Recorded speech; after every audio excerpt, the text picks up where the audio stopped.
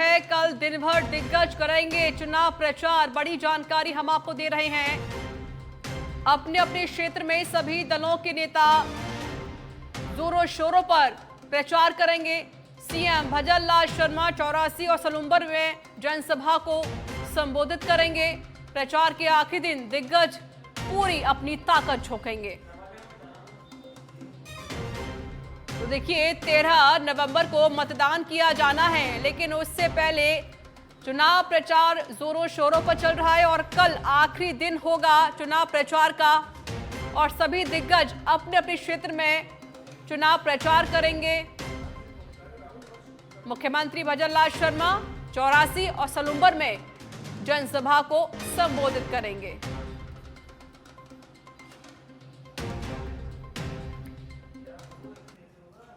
Political editor लाल सिंह फौजदार मेरे साथ जुड़ गए हैं फोन लाइन पर। लाल सिंह, मतदान की तारीख भी नजदीक है, 13 तारीख को मतदान किया जाना है। उससे पहले चुनाव प्रचार का जो शोर है जोरों शोरों पर चल रहा है।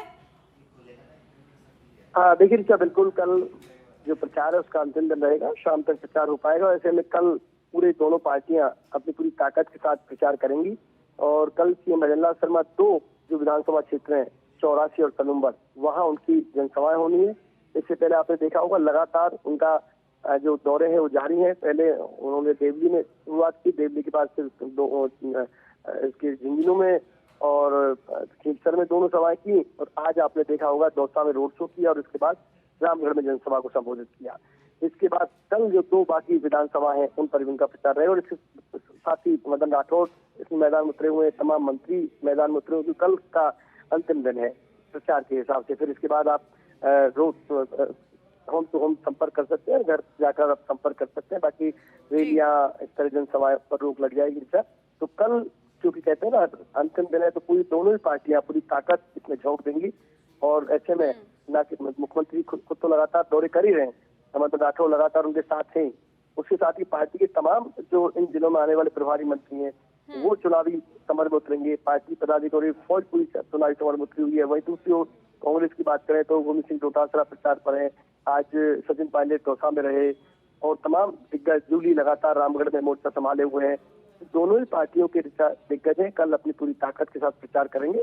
जी बिल्कुल लाल सिंह, क्योंकि बीजेपी पूरे दमखम के साथ लगातार मैदान में जुटी हुई है। चलिए मैं आपको रुक करूंगी, फिर से रुक कर लेते हैं सीधे सहयोगी का सुनील यादव हमारे साथ जुड़े हुए हैं।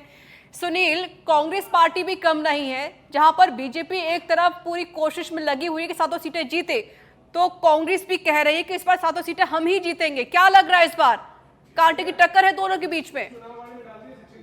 जब शुरुआती जब दौर था चुनाव प्रचार का तो कांग्रेस थोड़ा इसमें कमजोर नजर आ रही थी, क्योंकि बड़ी बात ये थी कि राजस्थान के जो दो दिग्गज नेता हैं सचिन पायलट और अशोक गहलोत को राजस्थान के बाहर के चुनाव की भी जिम्मेदारी मिली हुई है। महाराष्ट्र में इनको सीनियर ऑब्जर्वर के तौर पर जिम्मेदारी दी हुई है, लेकिन फिर भी शुरुआती दौर में अकेले जो पीसीसी चीफ गोविंद सिंह डोटासरा और नेता प्रतिपक्ष टीकाराम जूली ने पूरा मुद्दा संभाल रखा था।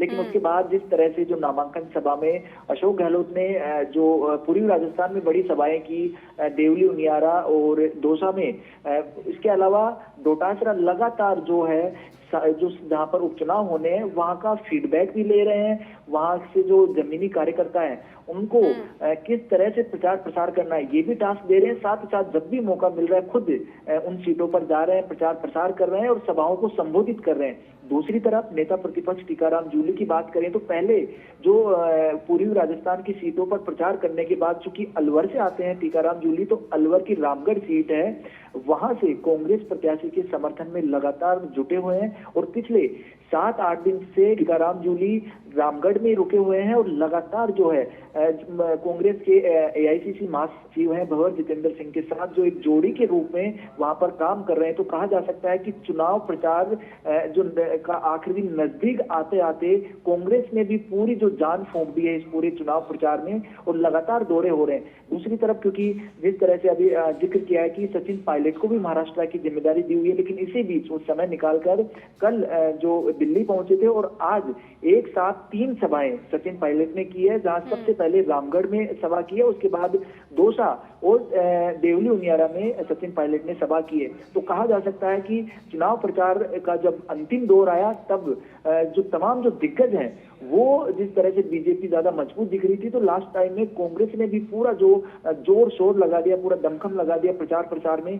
जो परसेप्शन बना हुआ था कि कांग्रेस इस उपचुनाव को ढीला रुख है वो अपना रखी है, तो कहीं ना कहीं अब जब आकर कांग्रेस फाइट में दिख रही है यहाँ पर, क्योंकि कांग्रेस के सामने बड़ी चुनौती है रीता। ये 7 विधानसभा सीट जहाँ पर चुनाव हो रहे हैं, यहाँ पर 4 विधायक कांग्रेस के ही थे।